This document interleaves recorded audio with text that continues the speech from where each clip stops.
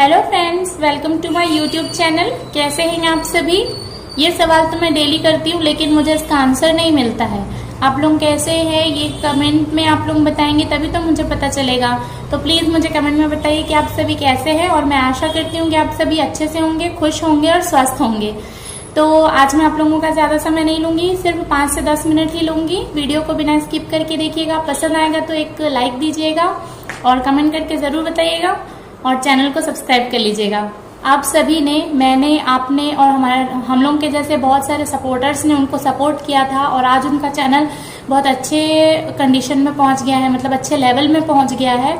लेकिन उसके बावजूद भी वो अपनी लाइफ से मूव ऑन होने के बजाय वो वापस से पीछे देख रही हैं। अपने लाइफ में जो पीछे जो घट चुका है, बीत चुका है, उसी को याद कर करके दुखी हो रही हैं और डिप्रेशन में जा रही हैं। यहाँ लोग खुश होने का बहाना खोजते हैं लाइफ में आगे बढ़ने का, लेकिन वो जो है यूट्यूबर जो है वो पीछे देख रही हैं, अपनी जो पुराने बीते हुए पलों को याद करके डिप्रेशन में जाती जा रही हैं, जो कि उनके लिए अच्छी बात नहीं है। तो चलिए, ये तो हो गई उनकी बात। अब बात कर लेते हैं कुछ उनके वीडियोस में जो बातें हुई हैं। मैं उनकी हेटर्स नहीं हूँ, लेकिन शायद मुझे कुछ बातें अच्छी नहीं लगी, इसलिए मैं ये वीडियो बना रही हूँ। मैं उनके अगेंस्ट में ये वीडियो नहीं बना रही हूँ, मैं अपना पॉइंट ऑफ व्यू आप लोगों के साथ शेयर कर रही हूँ। जब एक लड़की की शादी होती है तो वो अपने ससुराल में जाती है, तो वो एकदम अच्छे माइंड में जाती है, ये सोचती है कि मैं अपने पूरे ससुराल परिवार को एक बंधन में बांध के रखूंगी और अच्छे से अपने परिवार को लेके चलूंगी, खुशी से रहूंगी। इस तरीके से ही ये सोच लेके ही अपने ससुराल में जाती है। कोई ये सोच के नहीं जाता है कि हम जाते ही साथ साथ सास बहुओं में लड़ाई शुरू हो जाएंगी, घर का बंटवारा करवा देंगी। ये सब सारी चीजें सोच के कोई भी नहीं जाता अपने ससुराल में, ये तो हम सभी जानते हैं।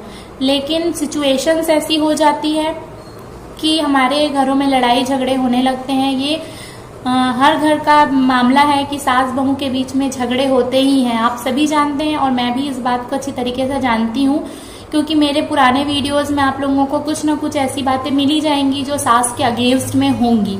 लेकिन मैं ये नहीं कहती कि सास जो होती है वो हर सासू माँ गलत होती हैं और अपने बहुओं को पसंद नहीं करती हैं। ये ऐसा बिल्कुल भी नहीं है, ये अपने अपने देखने का नजरिया है। होता क्या है मैं आप लोगों को बताती हूँ। देखिए, जैसे मेरी एग्जाम्पल में मुझे ले लीजिए। जैसे अगर मुझे मेरी मम्मी अगर कुछ भी बोलेगी, डांटेगी, गाली देगी, मारेगी, तो मुझे कोई फर्क नहीं पड़ेगा। थोड़ा बहुत बुरा लगेगा, लेकिन फिर भी मैं उनसे बात करना नहीं छोड़ूंगी। थोड़ा सा मैं उनको जवाब दूंगी, लेकिन ये लगेगा कि नहीं वो मेरी मम्मी है, इसलिए मुझे उतना ज्यादा बुरा नहीं लगेगा, और मैं दूसरे दिन फिर से उनसे नॉर्मल वे में बात करना स्टार्ट कर दूंगी। लेकिन जब एक लड़की शादी करके अपने ससुराल जाती है, तो उसका जो रिमोट कंट्रोल होता है वो कुछ समय के लिए उसकी सासू माँ के हाथ में चला जाता है।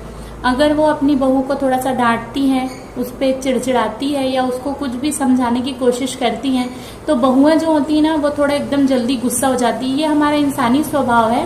मैं भी शुरू में यही सारी चीजें, यही गलतियां करती थी मैं, कि मैं भी रिटर्न में जवाब दे देती थी। फिर मेरी मम्मी ने मुझे समझाया कि जिस प्रकार से मेरी मम्मी जैसे मुझे डांटती थी, तो मैं कैसे दोबारा उनसे बात करने लग जाती थी हंस के, वैसे ही ठीक आप अपनी सासू माँ को भी अपनी माँ के जैसे ही मान के तो देखिए, जो भी सारी प्रॉब्लम्स है वो एकदम चुटकियों में गायब हो जाएगी।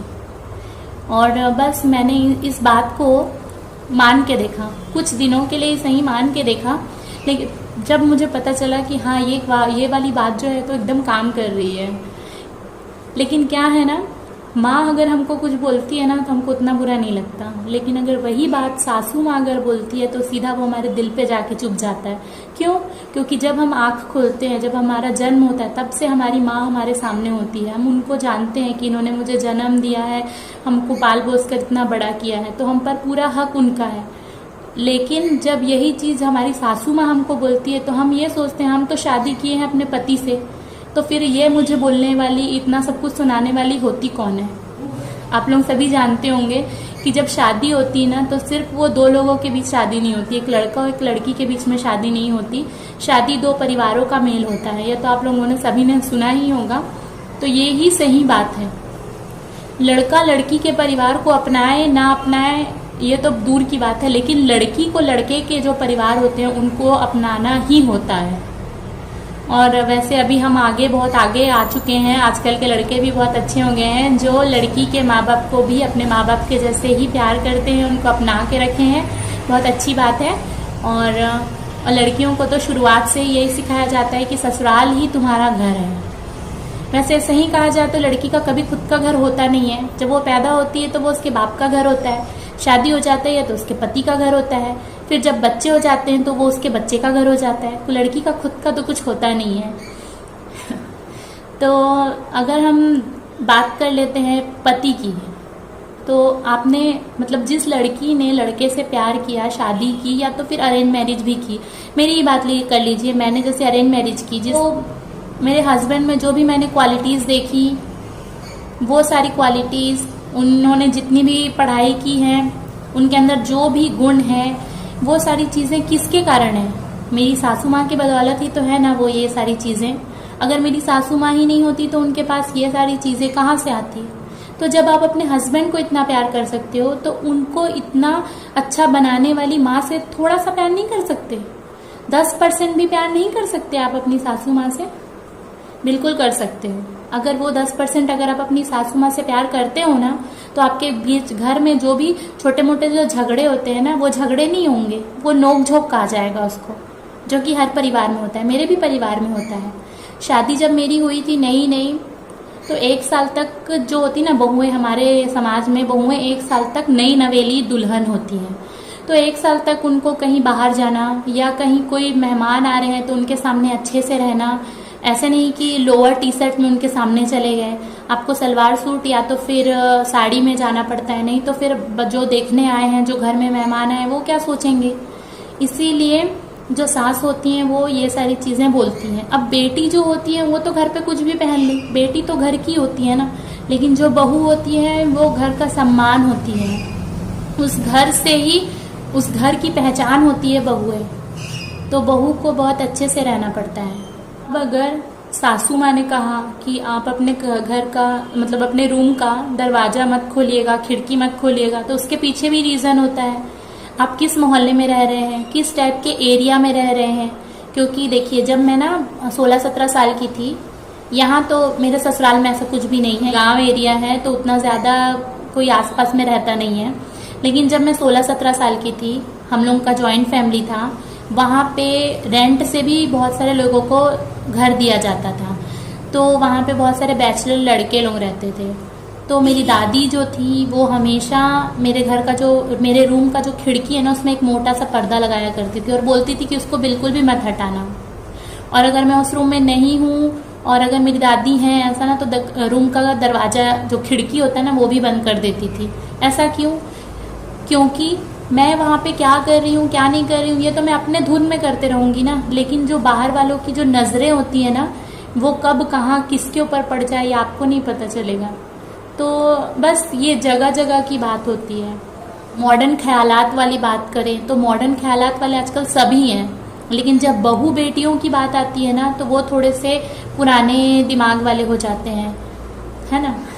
मेरी जब शादी हुई थी तो मेरी सासू माँ ने कभी मना नहीं किया कि मैं जीन्स ना पहनूं, कभी वेस्टर्न ड्रेस ना पहनूं। उन्होंने बस सिर्फ इतना कहा कि तुम जब अपने हस्बैंड के साथ कहीं बाहर जाओगी तब तुम जीन्स वगैरह पहन लेना 1 साल तक, उसके बाद तुमको जो करना है करो। तो बस 1 साल तक मैं जब भी अपने हस्बैंड के साथ बाहर जाती तभी मैं जीन्स पहनती, वरना मैं नहीं पहनती। और अभी तो मैं अपने ससुर जी के साथ भी अगर मैं कहीं जाती हूँ तो जीन्स ही पहन लेती हूँ, उसमें कोई भी माइंड नहीं करता। और मेरे ससुर जी तो बिल्कुल भी नहीं माइंड करते हैं। और एक बात आप लोगों से कहना चाहूँगी कि जो सही होता है ना, उसको कभी भी अपने आप को साबित करने की ज़रूरत नहीं पड़ती, उसको वक्त सही साबित करवा देता है। उसको खुद को साबित करने की ज़रूरत नहीं होती कि मैं सही हूँ, मुझे ये प्रूफ देने की ज़रूरत नहीं होती।